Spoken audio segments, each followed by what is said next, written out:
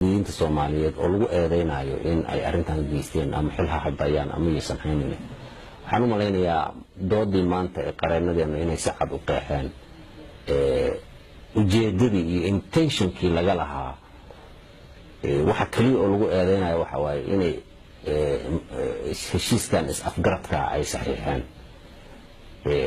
anigu shakhsiyan asxiraali ahaan as mas'uuliyad ahaan aniga oo aan munaafaqadaynin aniga oo aan cidna aan hubeysanayn waxaan aaminsanahay anigu shakhsiyan in ay mudan yihiin in lagu siiyo credit in lagu siiyo ka hadlidii ay ka hadleen badda Soomaaliyeed inay ka hadlaan oo doodaas ay keenaan aad iyo aad baan credit ugu siinaya MOU-ga ay saxiixeen oo lagu eedeynayaan ujeedadiisa maanta la qeexay waad arkayseen qareenadu inay si cad u qeexeen ujeedadiisu ma ahayn inay dad Soomaali lagu bixinay ma ahayn in dad Soomaali lagu gadanay mana ahayn sida dadweynuhu u dhigahayaan ama shacabku ay u dhigahayaan meelaha qaar in heshiis gaara lagu galay ujeedadiisu waxay ahayd oo kaliya labada wadan ee Kenya iyo Soomaaliya oo ay khasab ahayd in ay gudbiyaan warbixintooda khusaysa continental shelf-ga ama qof qaaradeedka labada wadan si ay u gudbistaan in aan wadanba wadanka kale uusan horistaan ku sameeynin ujeedadu saasay ahayd haddii Kenya waa laga rabay inay geyso Soomaaliya waa laga rabay inay geyso haddaan geyn weyno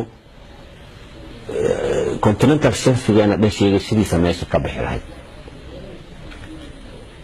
Kenya haddii geyn weyso continental shelf-ga meesha ka bixi lahayd marka si ay u geystaan labada wadanba ay heshiiskan waxay u galeen in qolo walba ay raali ka tahay inay geysato warbixinteeda ma khusayninba haba yaraatee wax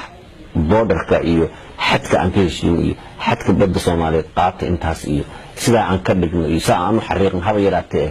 ma aanay gelin kumana aanay jirin doodoodu tensionkooduna ma ahayn runtii dawladdii ka caawinaysay labada wadanbana waxay ahayd dawladda Norway ayadana ma ahayn tensionkoodu noocaas iyo ma ahayn fikirkooda iyo ma ahayn waxay ahayd bacdana ay ka caawinaysay labada wadanba in labada wadanba si khiyaar ay u geystaan oo ay u geystaan meeshaas ayay ahayd marka waxa kale oo inta ka soo hara waxa waaye wax anaga aanan ogeyn haddii qof calooshiisa wax kale ku jiray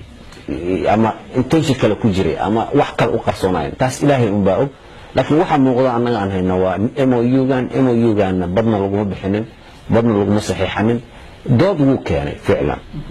oo shalay oo dhan wixii dooda Kenya waxay ku salaysnayd MOU si rabaan ha u fasirtaan laakiin haba yaraatee ma ahayn mid ujeedadiisu laga lahaa ay ahayd in bad Soomaaliyeed lagu bixiyo mana ahayn mid ujeedadiisa laga lahaa ay ahayd in xuduud